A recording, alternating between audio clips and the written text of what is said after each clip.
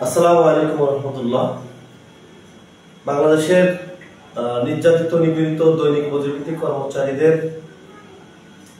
যে দৈনিক ভিত্তিক সাময়িক শ্রমিক নীতিমালা 2025 15 এপ্রিল বর্তমান অন্তর্বর্তীকালীন সরকারের দেওয়া যে কর্মচারীদের যে উপহারটি ছিল সেই উপহারটি আমরা প্রত্যাখ্যান করছি এবং এই উপহারে কর্মচারীদের অধিকার হরণ করা হয়েছে এবং এটা শ্রম আইন লঙ্ঘন করা হয়েছে।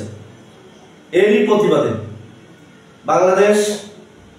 নবগঠিত বাংলাদেশ দৈনিক মজুরিভিত্তিক কর্মচারী কল্যাণ পরিষদ কেন্দ্রীয় কমিটির সম্মানিত আহ্বায়ক জনাব বুরহানুদ্দিন এবং সম্মানিত সদস্য সচিব জনাব মিজানুর রহমান বাদলের আহ্বানে আগামী 5ই মে রোজ সোমবার সকাল 11টায় জাতীয় প্রেস ক্লাবে এরই প্রতিবাদে এবং 2025 দৈনিক সাময়িক শ্রমিক নীতিমালার পরিবর্তনের দাবিতে এবং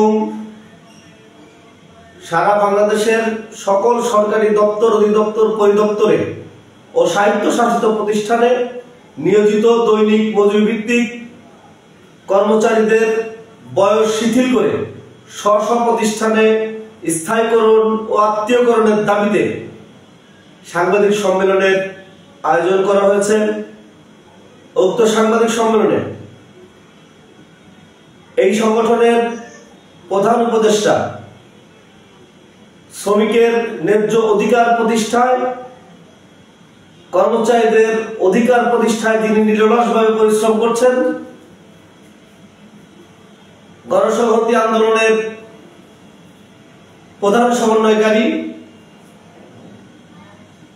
জনাব জুনায়েদ সাকি ভাই সাংবাদিক সম্মেলনে উপস্থিত থাকবেন। প্রধান অতিথি হিসেবে বিশেষ অতিথি হিসেবে উপস্থিত থাকবেন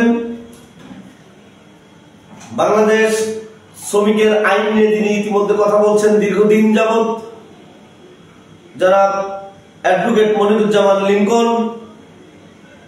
উপস্থিত থাকবেন বিশেষ অতিথি হিসেবে বাংলাদেশ চতুর্থ শ্রেণীর সরকারি কর্মচারী কল্যাণ সমিতির সম্মানিত সভাপতি শ্রদ্ধাভাজন জনাব মোহাম্মদ আজিম।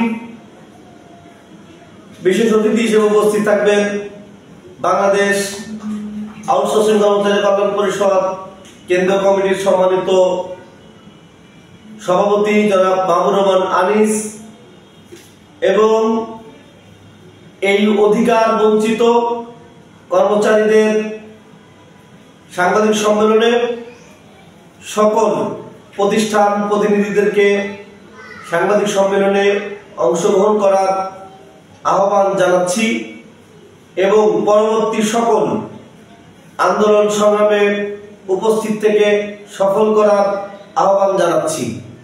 সকলে ভালো থাকবেন। দেখা হবে রাজপথে, কথা হবে স্লোগানে।